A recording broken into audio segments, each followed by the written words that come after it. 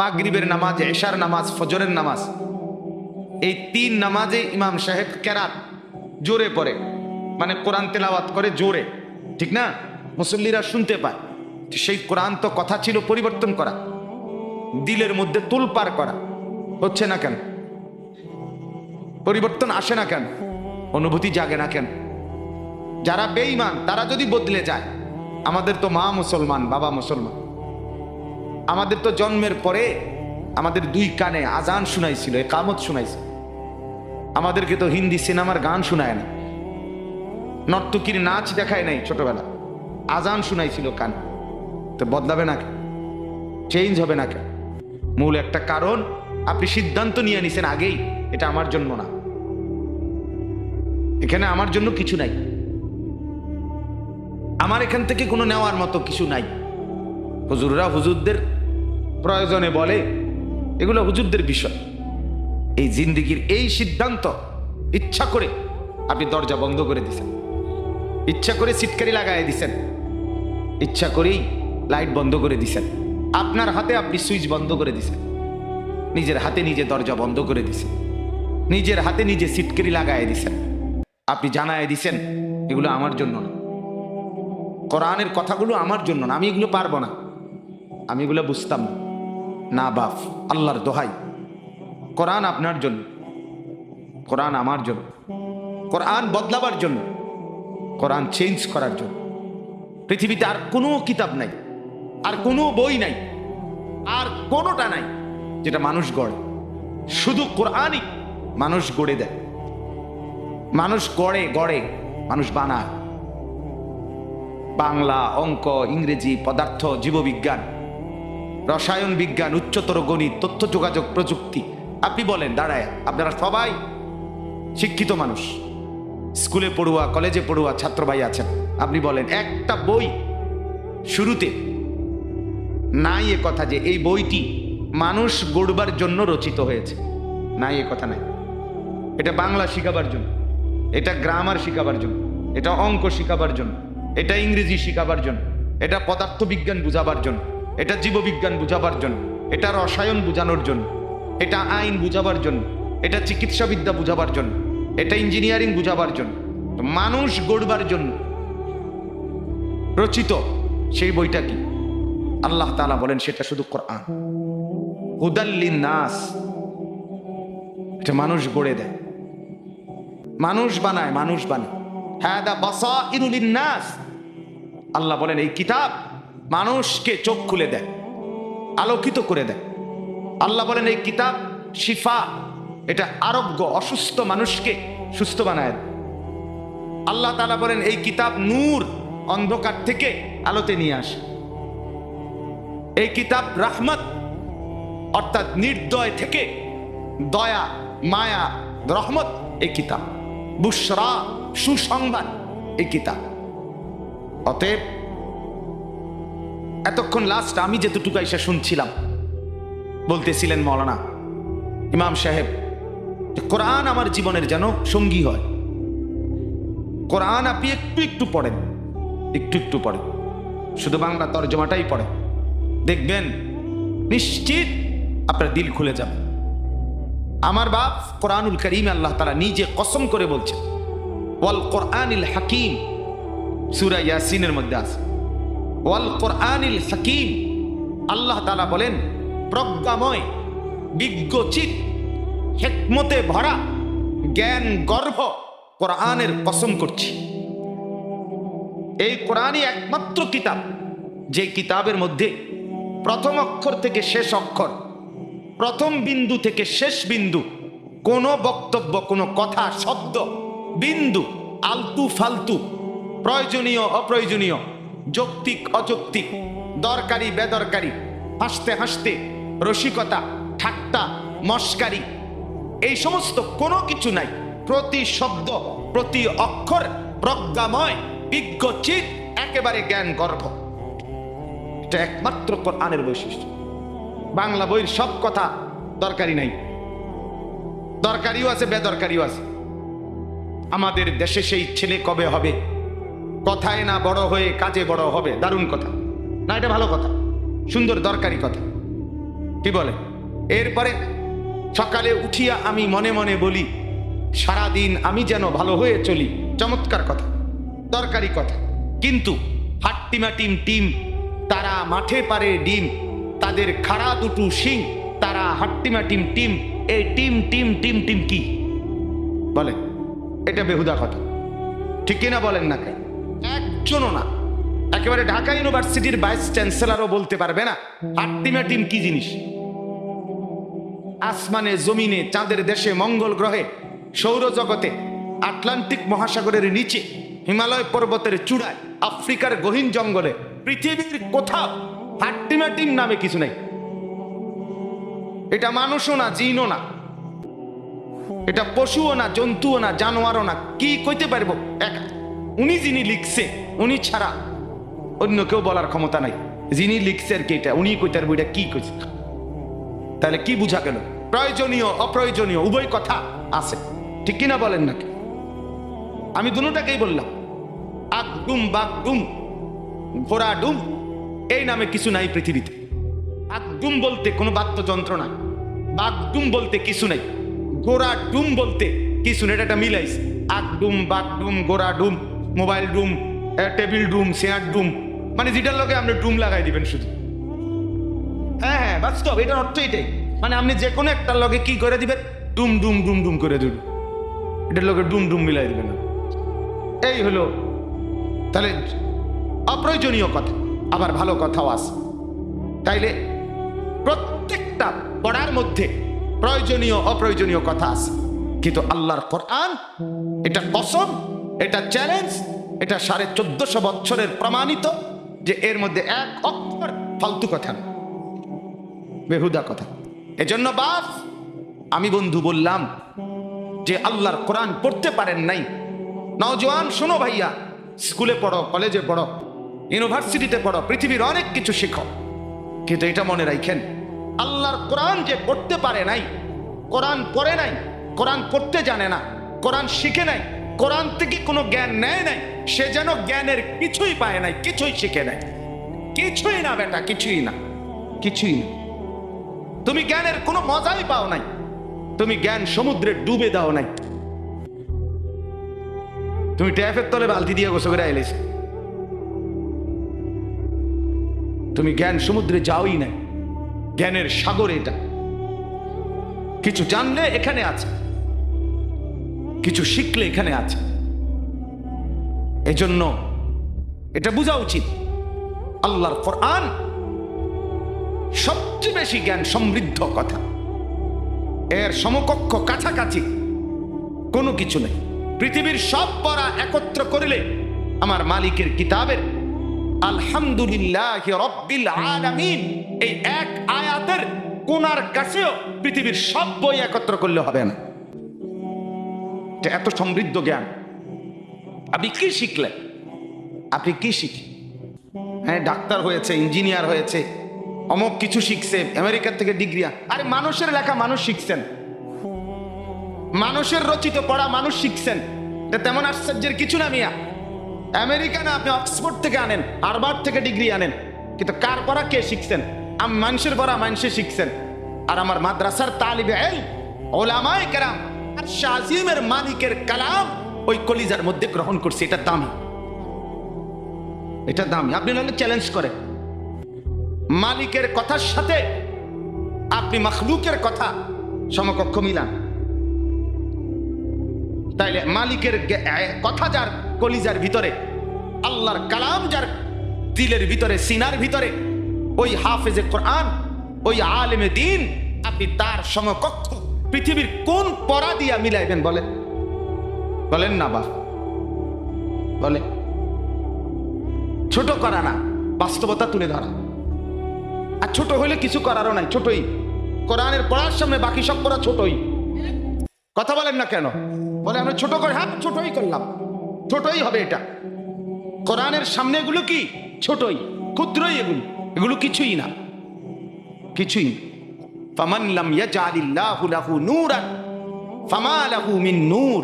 আল্লাহ বলেন, আমার আলো যে পায় নাই, সে কোনো আলোই পায় নাই। এটা কোরআনের আয়াত দোস্ত। ফামা লাহু মিন নূর, সে আলোই পায় না, কোনো আলোর সন্ধানই পায় না।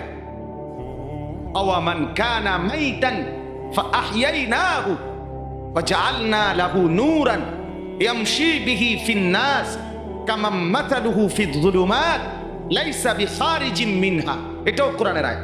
আল্লাহ বলে, একটা লোক ছিল বেঈমান, মানে মৃত, আমি তাকে দিলাম ঈমান, মানে করে দিলাম জীবন্ত। ওয়াজআলনা লাহু নূরান, সাথে দিলাম একটা নূর, আলো, মানে কোরআন। আল্লাহ বলেন এবার ঈমান আর কোরআন, বলেন তো কি বলছি?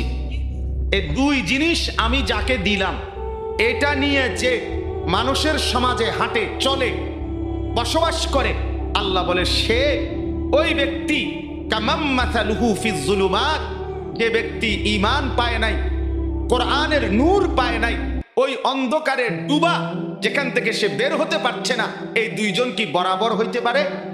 আল্লাহ নিজে বলছে পারে না, পারে না। আমার বাপ, অতএব আপনি আমি প্রত্যেকে, আমি সবাইকে আলেম হইতে বলতেছি না, সবাই হবেও না, আল্লাহ যাকে চাইবে সেই হবে, কিন্তু কোরআন সবাইকে পড়তে হবে। কথা বুঝছেন কি না বলেন?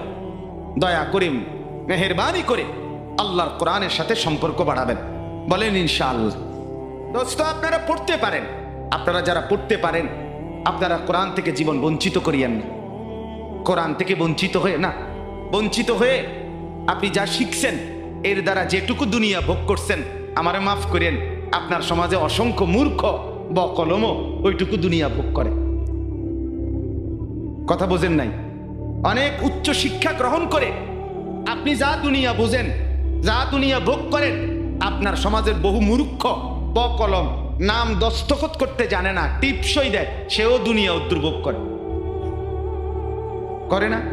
বলেন করে কিনা বলেন? একজন উচ্চ শিক্ষিত, আমি প্রতিদিন বলি, একজন উচ্চ শিক্ষিত মানুষ যেটারে টাইলস বলে, একজন মূর্খ মানুষ এটারে মাটি কয়।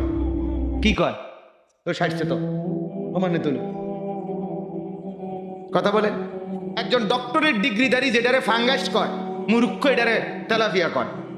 কি কয়? তো ওটা চিনে না কি? আর ওটা কি বুঝছে না? ওটা বেড়া বোঝে, বেড়ি বোঝে, রাত বোঝে, দিন বোঝে, সকাল বোঝে, দুপুর বোঝে, হাসি বোঝে, কান্না বোঝে, রোদ বোঝে, বৃষ্টি বোঝে, আলো বোঝে, অন্ধকার বোঝে, বিএস বোঝে, সিএস বোঝে, আরএস বোঝে, দলিল বোঝে, বিস্কুট বোঝে, সানাসুর বোঝে, বন বোঝে, বিড়ি বোঝে, সিগারেট বোঝে। কি বোঝে না কি এতে? তো বলেন আপনি দুনিয়া কি ভোগ করছে? পৃথিবীর সবচেয়ে দামি টাইলস মুরুক্ষের বাড়িতেও আছে, আছে কিনা বলেন? কিন্তু সেজদা সবার কপালে নাই। হ্যাঁ, কোরআন সবার কপালে নাই। মর্যাদা আলাদা কিছু। মেরে মোহতারাম, আমার বাপ, আমার ভাই, আমার বন্ধু, যদি আলাদা কিছু বলতে চাও, যে আলাদা কিছু তোমার কাছে আছে, সেটা সোফা বললে হবে না, খাট বললে হবে না, টাইলস বললে হবে না, অ্যাটাচড বাথরুম বললে হবে না, ফার্নিচার বললে হবে না, সেটা বলতে হবে গোলামি, সেজদা, বন্দগি, আল্লাহর কোরআন, রব্বুল আলামিনের সাথে সম্পর্ক। এটা আলাদা। এটা বেঈমানের কাছে নাই, এটা মুশরিকের কাছে নাই, এটা কাফেরের কাছে নাই, এটা নাস্তিকের কাছে নাই, এটা মুরতাদের কাছে নাই, এটা নাফরমানের কাছে নাই। মানে দুনিয়া এটা সবার কাছে আছে, আছে কিনা বলেন না কেন? হ্যাঁ, দুনিয়া আমরা যা ভোগ করি, চতুষ্পদ জন্তু জানোয়ার তার চাইতে বেশি ভোগ করে। আমি নিজে পড়ছি যে একটা হাতি আপনার প্রতিদিন কমপক্ষে 250 কেজি 250 কেজি খাবার খায়। কথা বলেন। আমরা দেলোয়ার ভাই নিজস্ব মুদি দোয়ারে আবার খাইতে নিয়ে তুলি বাতাসে যে না, আমার নিজের চালের বস্তা সে খাচ্ছে, এবার বেড়ে এক বস্তা চাল 40 কেজি চালের এক বস্তা সে খাচ্ছে, 250 কেজি খাবার খায়। খায় কিনা বলেন? হ্যাঁ, 90 লিটার পানি খায় একটি হাতি। কিন্তু পরের বেলা হাতিটা তার খাবারের জন্য ফেলে যাওয়া কলা গাছগুলো কান্দে করে ঘরে আনে না। সে ভাবেও না আমার পরবর্তী 250 কেজি কোত্থেকে মিলবে। সে শুধু বলে আসমানে যিনি আছে উনি থাকলে আমার রিজিকও আছে। ওয়াফিস সামাই রিজকুকুম ওয়া মা তুআদুন। রব্বুল আলামিন বলে, বান্দা কি ভেবেছো? বান্দা তুমি ভেবেছো চাকরিতে রিজিক, তুমি ভেবেছো ব্যবসায় রিজিক, তুমি ভেবেছো দোকানে রিজিক, তুমি ভেবেছো খেতে রিজিক, তুমি ভেবেছো ওইখানে রিজিক। না না, রব্বুল আলামিন বলেন অফিস সামাই রিজকুকুম, রিজিক তোমার আসমানে। আসমানে, আসমানে কোথায়? একের বাংলা কথা, ডাইরেক্ট বাংলা, ডাইরেক্ট বাংলা মনে হয় জানো। অফিস সামাই রিজকুকুম, আসমানে তোমাদের রিজিক। আর কেমনে কইতো, কি বাংলা দিয়ে কইতো? আর হ্যাঁ, জায়গা, যারা আর জায়গা পাচ্ছে না তারা সামনের বছর বসতে বলে দাও। আপনার যারা পাচ্ছে না জায়গা, ওনাদেরকে বুঝাইয়া বলেন যে সামনের বছর আপনারা আগে আগে আইসেন, তাইলে ইনশাআল্লাহ ওনারা জায়গা পাইয়া যাবে। এখন ওনাগরি আমনাগরি কি উড়াউন সম্ভব? আর উড়ালে ভাটতো না রে ভাই, বাটারও গরম লাগতেছে। তাইলে কি বুঝাইলাম? অফিস সেবা। দেখেন, আরেকটু যদি সুযোগ হয়, আরেকটু নড়ে চড়ে বসেন। আই তো ভাই দেন না, একটু দেন, আরেকবার আরেকবার হরকত করেন, নড়াচড়া করেন। আল্লাহ আপনি তৌফিক দান করেন। দেন তো ভাই, আরেকবার আরেকবার।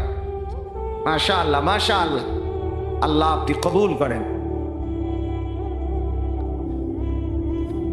এজন্য আমার এই প্রসঙ্গটা শেষ। আমি আমার যে আয়াত পড়ছি সেটা বলতে চাই মূলত, কিন্তু আমার প্রথম কথা ছিল এটা। আমি হাবিব ভাইয়ের কথার থেকে শুধু মিলাইয়া বলছি যে আল্লাহর কোরআন যে ধরে নাই, ছোঁয়ে নাই, পড়ে নাই, বিশ্বাস করে পড়ার কোনো মজা, লেখার কোনো মজা, জ্ঞানের কোনো মজা, শিখার কোনো মজা, জানার কোনো মজাই সে পায় না। আপনি যেন কিছুই পান নাই, তেমন কিছু পান। এ তুড়ি ফইরা এ ভাত তরকারি যায়, ইডি এমনি খাওয়া যায়, দূর মিয়া, এগুলো এমনি মিলান যায়। এ ভাত দোকান লাগে এত এত মেহনত করার লাগে না। অল্প কয়টা ভাতের জন্য, বিল্ডিং একখান করণের জন্য এত কিছু করতে হয় না, এত কিছু করতে হয়। অতএব দয়া করে, মেহেরবানি করে, জোর করে অনুরোধ, আপনি শিখেন, কোনো মানা নাই।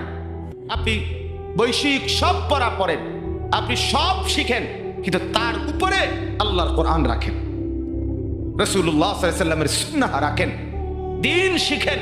আল্লাহর কোরআন একটু একটু করে পড়তে শিখেন। আল্লাহ তাআলা আমাদের প্রত্যেককে তৌফিক দান করেন। নিয়ত করেন যে কোরআন পড়বেন ইনশাআল্লাহ। বলেন ইনশাআল্লাহ, বলেন জোরে সোরে বলেন ইনশাআল্লাহ। আল্লাহ তৌফিক দান করেন।